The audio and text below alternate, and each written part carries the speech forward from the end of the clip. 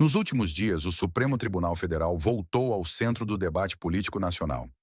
Isso porque, em meio a discursos inflamados contra a Corte nas manifestações realizadas em São Paulo e no Rio de Janeiro, alguns de seus ministros resolveram se pronunciar publicamente em defesa da instituição e da democracia.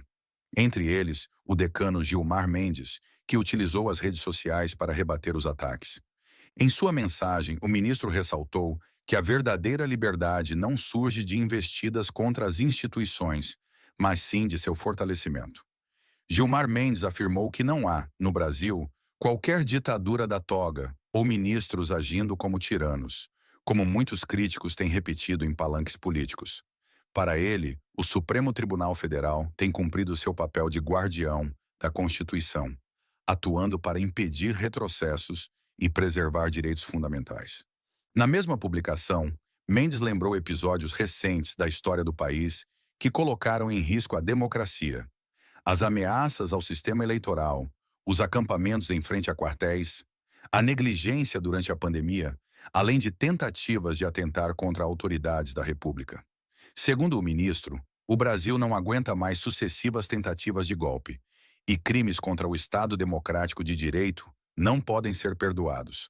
É dever das instituições, afirmou, punir com rigor os responsáveis. Esse posicionamento foi visto como uma resposta indireta às declarações do governador de São Paulo, Tarcísio de Freitas, que chamou Alexandre de Moraes de tirano durante discurso na Avenida Paulista.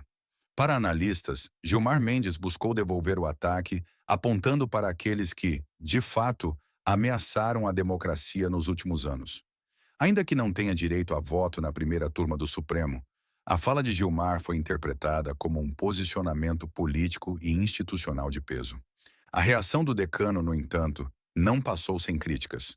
Alguns juristas afirmaram que ele exagerou no tom, ultrapassando o limite da moderação que, em tese, caberia a um magistrado em sua posição. Outros, por outro lado, argumentam que o silêncio diante de acusações tão graves poderia ser ainda mais danoso para a imagem do Supremo Tribunal Federal. Outro ministro que também se manifestou foi Luiz Roberto Barroso, presidente da Corte. Em entrevista à jornalista Mônica Bergamo, Barroso afirmou que o Supremo atua, à luz do dia, em total contraste com o período da ditadura militar, quando não havia garantias constitucionais, devido processo legal, nem transparência. Para ele, o julgamento atual, que envolve Jair Bolsonaro e aliados acusados de conspiração golpista, segue estritamente as regras democráticas, com amplo direito de defesa e exposição das provas. Barroso lembrou ainda que, durante a ditadura, eram comuns prisões arbitrárias, tortura, assassinatos e desaparecimentos de opositores. Situações que, segundo ele, não podem ser relativizadas.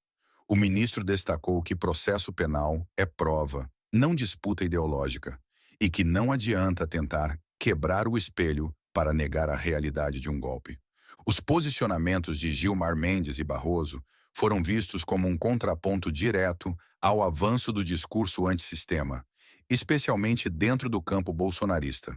Analistas políticos destacam que esse tipo de narrativa, que coloca o Supremo como inimigo, fragiliza a democracia ao não propor alternativas institucionais, mas sim a concentração de poder nas mãos de um único grupo. Nesse contexto, o governador Tarcísio de Freitas desponta como figura estratégica. Ao endurecer o tom contra o STF, ele busca se alinhar ainda mais ao bolsonarismo e pavimentar o caminho para uma eventual candidatura presidencial.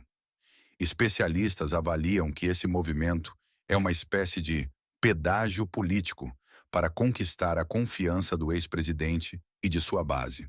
No entanto, a escalada retórica pode ter consequências imprevisíveis, tanto para sua imagem quanto para o equilíbrio entre os poderes.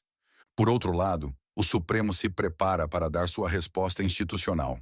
Ainda nesta semana, é esperado que o tribunal conclua julgamentos envolvendo Bolsonaro e outros acusados de conspirar contra a democracia. A expectativa é de que haja condenações, o que reforçaria a posição da Corte como defensora da ordem constitucional.